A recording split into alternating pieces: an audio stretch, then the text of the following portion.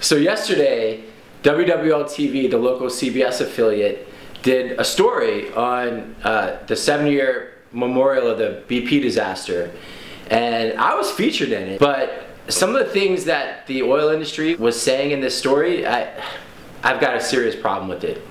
Let's go take a look. All right.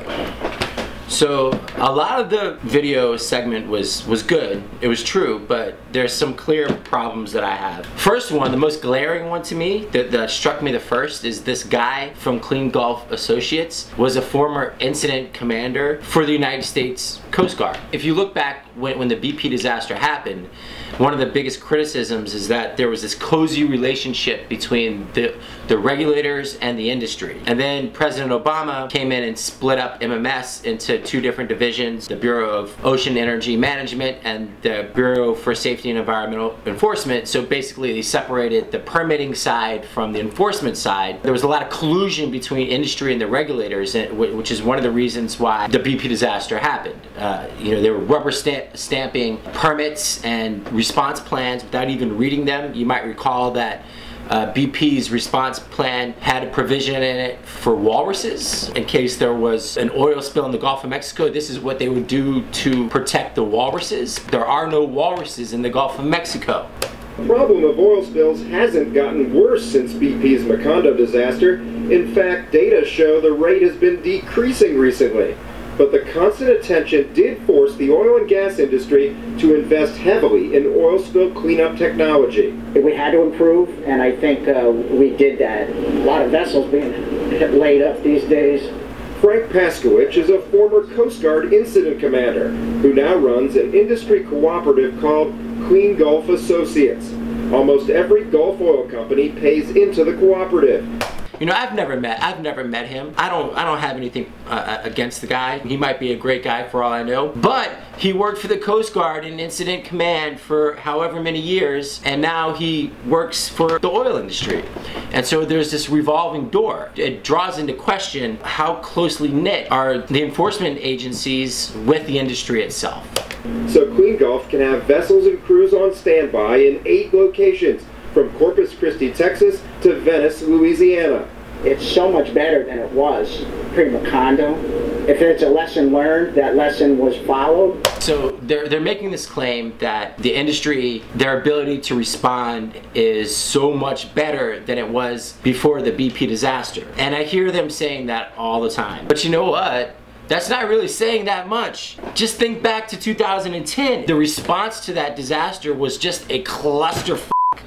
There was chaos. There was no plan to deal with an oil spill of that magnitude. You saw it every day on TV. They did not know what they were doing. For them to claim that response has gotten so much better, I mean, it couldn't have gotten any worse. The first lesson was the cleanup companies didn't have enough containment boom, those floating barriers used to skim oil off the water's surface.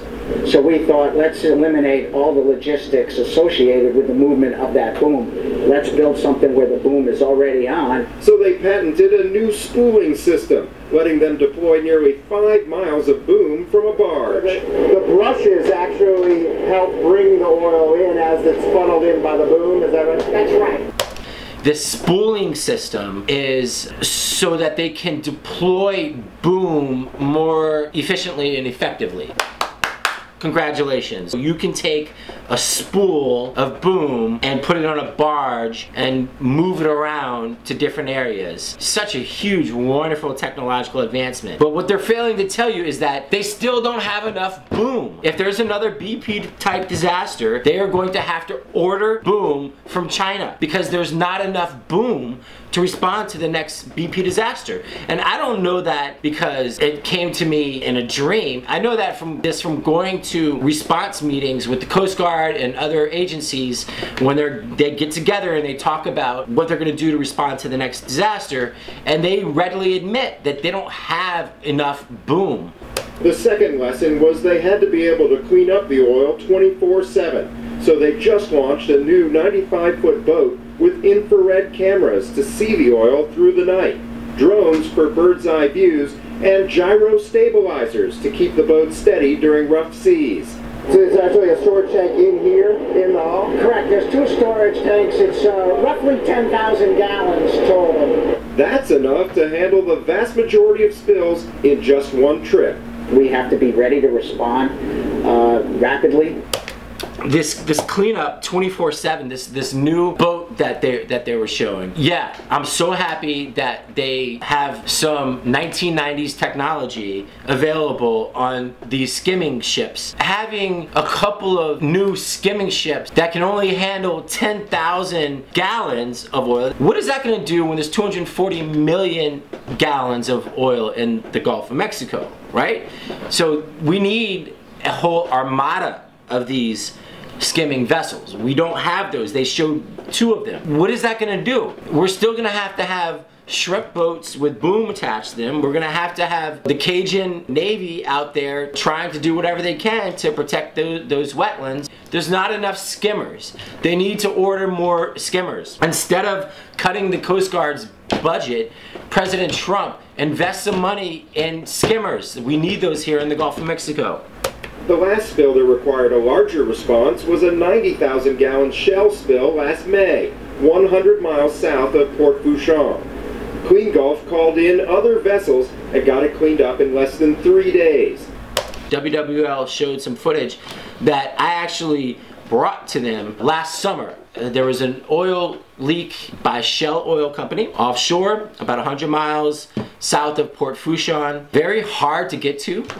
Most of the planes that I usually fly in can't make it that far and back, so I had to get a different kind of plane to get out there. But the footage that you saw was footage that I took. What you see is them skimming oil, but you don't see the number of skimmers that are demanded for that size of an oil leak. Like, how come they just had 2 or 3 of them at the scene? Where are the rest of them? And this is just so misleading. They say they cleaned up all that oil in 3 days. That's not true.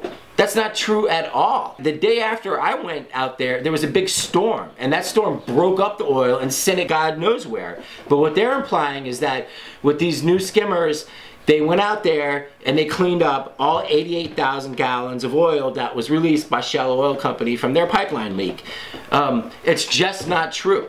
So not only did they not clean up all 88,000 gallons, we don't even know how much oil was actually spilled, because that 88,000 gallon number is what Shell is reporting.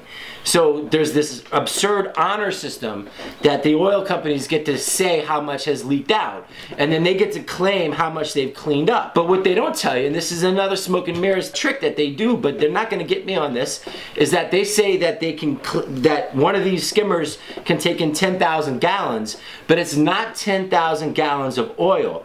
It's 10,000 gallons of oily water mixture. There's a huge difference. That's not 10,000 gallons of oil. It's oil mixed with water, which mostly it's just seawater, right? So we don't know what happened to the rest of that oil. And they didn't clean up all 88,000 gallons of it, or however much oil was out there.